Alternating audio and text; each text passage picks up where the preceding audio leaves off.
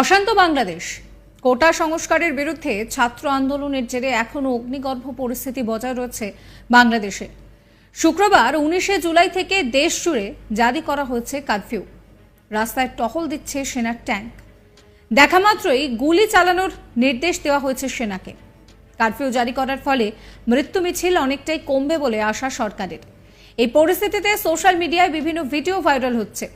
সেরকমই একটি গোপন ভিডিও ভাইরাল হয়েছে, যে ভিডিওতে দেখা যাচ্ছে যে হাসিনা সরকারের পুলিশ বাড়ি বাড়ি ঢুকে মৃতদেহ বের করছে। এমনকি হাসিনা সরকারের পুলিশ বাড়ি বাড়ি ঢুকে মারধরও করছে।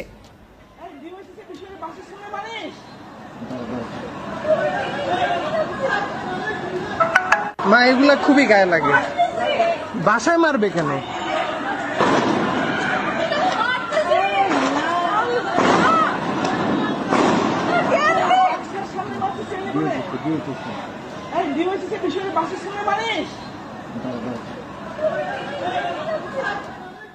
সম্ভবত কোনো বহুতল থেকে এই ভিডিও তুলে সোশ্যাল মিডিয়ায় আপলোড করা হয়।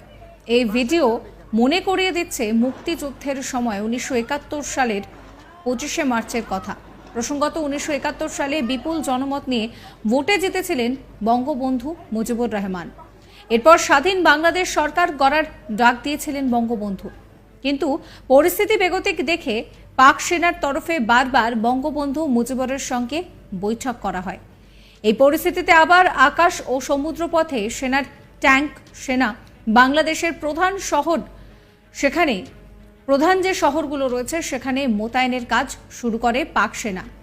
ইতিহাস বলছে যে ওই সময় 1971 সালের 25শে মার্চ পাক সেনা বাংলাদেশের ক্যান্টনমেন্ট সহ বিভিন্ন হাসপাতাল বাড়িতে বাড়িতে ঢুকে নিরীহ নিরাপরাধ মানুষকে গুলি করে নির্মমভাবে হত্যা করে। এমনকি হাসপাতালে চিকিৎসাধীন বহু রোগীকেও গুলি করে হত্যা করে পাক সেনা। এদিকে এই পরিস্থিতিতে বঙ্গবন্ধু কিন্তু তখন বাংলাদেশে ছিলেন না। তাকে তখন আলোচনার জন্য ডেকে বন্দি রাখা হয়েছিল পাকিস্তানে।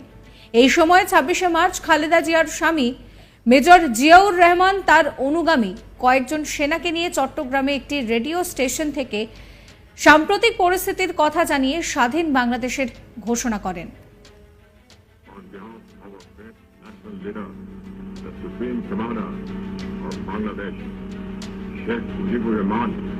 Do hereby proclaim the independence of Bangladesh on behalf of our great national leader, the Supreme Commander of Bangladesh, Sheikh Mujibur Rahman. Do hereby proclaim the independence of Bangladesh on behalf of our great national leader, the Supreme Commander of Bangladesh, Sheikh Mujibur Rahman. Do hereby proclaim the independence of Bangladesh. Bangabandhu Mujibur রহমানের নেতৃত্বে এই স্বাধীন বাংলাদেশের ঘোষণা করেন major Ziaur Rahman. যদিও পরে সেই রেডিওর ঘোষণায় অনেক জায়গায় মেজর জিয়াউর ঘোষণার থেকে বঙ্গবন্ধু মুজিবুরের নামের প্রসঙ্গটি বাদ দেওয়া হয়। এদিকে সম্প্রতি যে ভিডিও ভাইরাল হয়েছে সেই ভিডিওর সঙ্গে 1971 সালের 25শে মার্চ পাক সেনার বাড়ি বাড়ি ঢুকে নির্মম হত্যালীলার মিল পাচ্ছেন অনেক নেটিজেনরাই।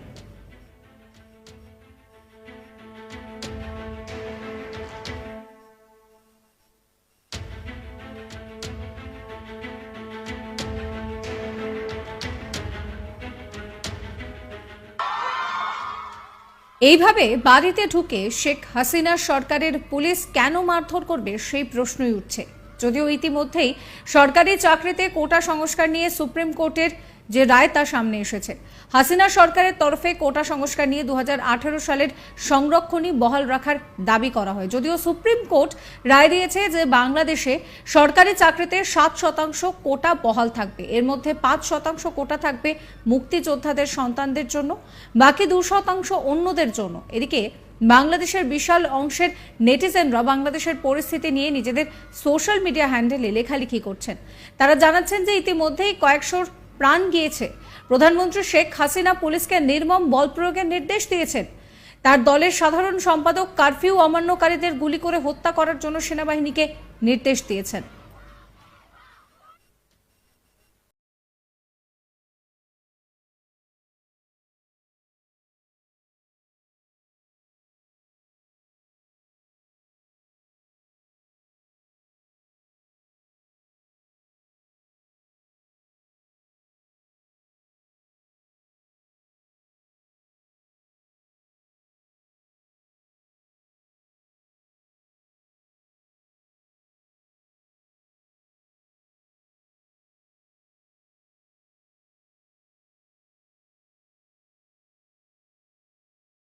দেশকে লুট করেছেন, জনজীবন দুর্বিষহ হয়ে উঠেছে, সাধারণ মানুষের ভোটাধিকার কেড়ে নেওয়া হয়েছে।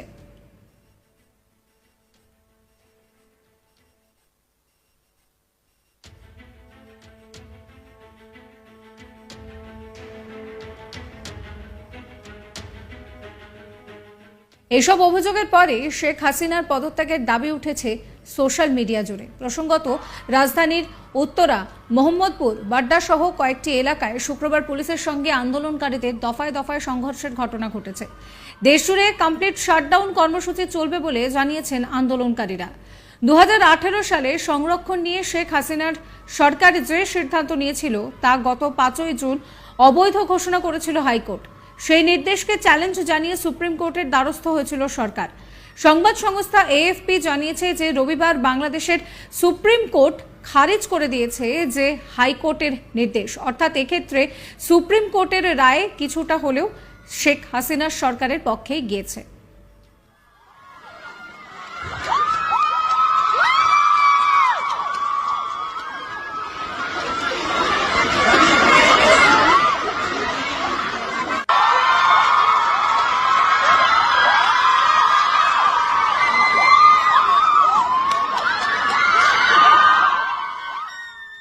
তবে 2018 সালে হাসিনা যে সিদ্ধান্ত নিয়েছিলেন তা হুবহু বহাল রাখেনি আদালত। হাইকোর্টের রায় বাতিল করা হয়েছে, তবে সংরক্ষণের ব্যবস্থা পুরোপুরি বাতিল করা হয়নি। দেশের সরকারি চাকরির ক্ষেত্রে মোট 7% সংরক্ষণের নির্দেশ দেওয়া হয়েছে। তার মধ্যে 5% সংরক্ষণ থাকবে মুক্তিযোদ্ধাদের সন্তানদের জন্য।